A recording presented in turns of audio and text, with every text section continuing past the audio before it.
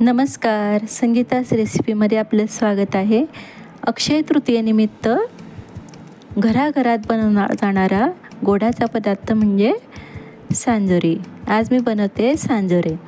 त्यासाठी मी 2 कप रवा घेतला आहे आणि तो आपण भाजून घेतो आहे.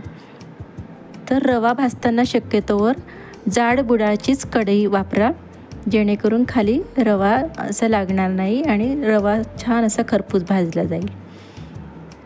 आता यामध्ये मी 2 चमचे तूप घालून घेते आहे आणि परत असा आपण आता हा रवा भाजून घ्यायचा आहे.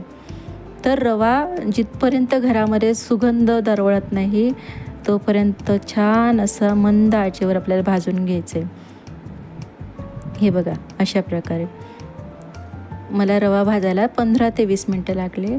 आता मी गॅसवरती पातेलं ठेवलं आहे. त्यामध्ये आपण आता 1 कप गूळ घेतला आहे, तो विरघळून घेत आहोत.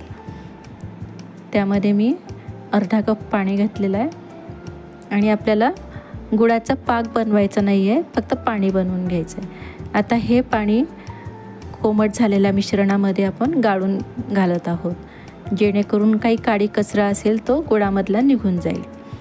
आणि हे मिश्रण आपण चमच्याने एकजीव असं करून घेऊ. याच्या गुठळ्या होता कामा नये. अशा प्रकारे बघा, हे आपलं हे सारण असं आपण एकसारखं आपण आता हे करून घेतलेलं आहे. आणि हे झाकण ठेवून मी आता हे रात्रभर मिश्रण असंच ठेवलेलं आहे. आता दुसरा दिवस उजाडलेला आहे. आता हे मिश्रण आपलं तयार झालेलं आहे. आता पुरीसाठी आपण पीठ तयार करून घेऊ. त्यासाठी मी 1 कप मैदा घेतलेला आहे आणि अर्धा कप रवा घेतला आहे. रवा मैदा आपण चाळणीने चाळून घेतला आहे. आणि यामध्ये आता मी मीठ घालते आहे. किंचित मीठ घालून घ्यायचं. 2 चमचे तूप चांगलं असं चोळून घ्यायचं आहे पिठाला हाताने. अशापैकी असा गोळा तयार झाला पाहिजे. बघा, आता थोडं थोडं पाणी घालत आपल्याला याचा गोळा तयार करून घ्यायचा आहे. तर आपल्याला पीठ जास्त घट्टही मळायचं नाही आहे आणि सैलही नाही. हे बघा, अशा प्रकारे आता हे पीठ आपल्याला झाकून ठेवायचं आहे. 15 ते 20 मिनटं मुरू द्यायचं आहे. तोपर्यंत आपण आता सारण तयार करून घेऊ. तर त्यासाठी मी 2 चमचे पॅनमध्ये तूप घालून घेतलं आहे आणि 1 चमचा खसखस ती आता तुपावर भाजून घेतली आहे. त्यामध्येच मी 2 चमचे जाडं भरडं असं चारोळी आपण करून घेतली आहे मिक्सरला आणि अर्धी वाटी खोबरं किसून घेतलेलं आहे. हे सर्व साहित्य आता आपण असं गोल्डन ब्राऊन होईस्तोवर परतून घेतलेलं आहे आणि ते आपण सर्व साहित्य या सांज्यामध्ये घालून घेऊ. हे बघा, आता आपण सर्व साहित्य सांज्यामध्ये घालून घेतो आहे आणि हे सर्व साहित्य एकत्र करून घेते आहे. यामध्येच आपण आता थोडंसं जायफळ आणि वेलची पूड घालून घेऊ, जेणेकरून याची चव खूप चविष्ट आणि सुंदर लागते. आता हे सर्व आपण एकत्र करून घेऊ.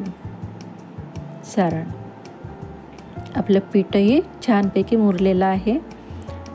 तर आपण पीठ हे ओल्या कापडानेच झाकून ठेवायचं, जेणेकरून याला अशा भेगा पडणार नाही, म्हणून हे ओल्या कापडाने भाजून झाकून ठेवायचं. हे पुन्हा मी आता हाताने असं मळून घेत आहे. हे बघा, किती असं मऊसूत असं झालेलं आहे आपलं पीठ. तर आता आपण वेळ न दवळता लगेच याच्या पुऱ्या लाटायला घेऊ. असा गोळा तयार करून घ्यायचा आणि पुरी लाटून घ्यायची आपल्याला. तर पुरी जर चिटकत असेल तर याला खालून पीठ लावू शकता तुम्ही. आणि पुरी आपली लाटताना जास्त जाडही लाटायची नाही आहे आणि जास्त पातळही लाटायची नाही आहे. हे बघा, अशा प्रकारे पातळ लाटायची आहे, पण अति पातळ लाटायची नाही आहे, नाहीतर मग ती फुटू शकते. आता अशा प्रकारे आपण दुसरी पुरी पण लाटून घेऊ. हे बघा, दुसरी पुरी आपली लाटून झालेली आहे. आता यामध्ये केलेले जे सारण आहे ते आपण सारण असं पसरून घेऊ, यामध्ये घालून घेऊ आपण बोटाने असं पसरवून घ्यायचं एकसारखं, नाहीतर मग याचा गोळा एकाच ठिकाणी राहू शकतो. हे बघा असं बोटाने पसरून घेतलेलं आहे. आणि आता कडेनं मी पाणी लावून घेते आहे. तर पाणी याच्यासाठी की जेणेकरून आपण जी पुरी यावर ठेवणार आहे ती पुरी याला चिकटली पाहिजे आणि सारण आपलं बाहेर निघता कामा नये. हे बघा अशी पुरी आपण ठेवून दिलेली आहे आणि अशी दाबून घ्यायची आहे, सर्व बाजूने एकसारखी अशी दाबून घ्यायची. हे बघा अशा प्रकारे आपण बोटाने दाबून घेतली आणि अशा बोटाने आपण दुमडून कडा दबडून घ्यायच्या. अशा पारंपरिक पद्धतीने हे अशा प्रकारे करतात. हे बघा ही एक पद्धत झाली आपली. आता दुसरी पद्धत मी तुम्हाला दाखवते. आणि ह्या तयार झाल्या म्हणजे आपल्याला ओल्या रुमालाखाली झाकून ठेवायच्या आहेत. हे अशा प्रकारे आता परत आपण ही पुरी लाटून घेतले आहे आणि हे मिश्रण टाकून कडेने आता पाणी लावून घेत आहे. यावर आता पुन्हा आपण पुरी टाकून घ्यायची आणि बोटाने असं दाबून घ्यायचं आहे आणि वाटी ठेवून कडेने आपण सुरीने कापून घ्यायचं आहे, किंवा तुमच्याकडे काटेरी चमचा असेल तर काटेरी चमच्याने तुम्ही करू शकता. अशा प्रकारे आपण सर्व लाटून घेतलेल्या आहे पुऱ्या. गॅसवर कढई तेल तापायला ठेवलं होतं मी आणि आपण आता सांजोऱ्या तळून घेत आहोत. तर गॅसची फ्लेम आपल्याला मध्यमच आचेवर ठेवायचं आहे. लो ते मीडियम आचेवरच आपल्याला तळून घ्यायचं आहे. हे बघा कशी टम्म फुगली आपली सांजोरी. असे सोनेरी कलरवर आपल्याला छान मंद आचेवर तळून घ्यायचं आहे, मध्यम आचेवर. हे बघा आणि अतिशय सुंदर असा सुवासही सुटलेला आहे. अशाच प्रकारे आपण सर्व सांजोऱ्या तळून घेऊ. तर खानदेशामध्ये अशा पद्धतीने बनवतात ह्या सांजोऱ्या.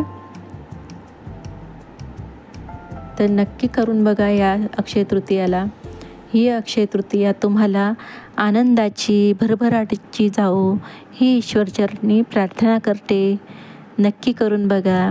आवडल्यास लाईक करा, शेअर करा, कमेंट करा आणि आपल्या चॅनलला सबस्क्राईब करा. धन्यवाद.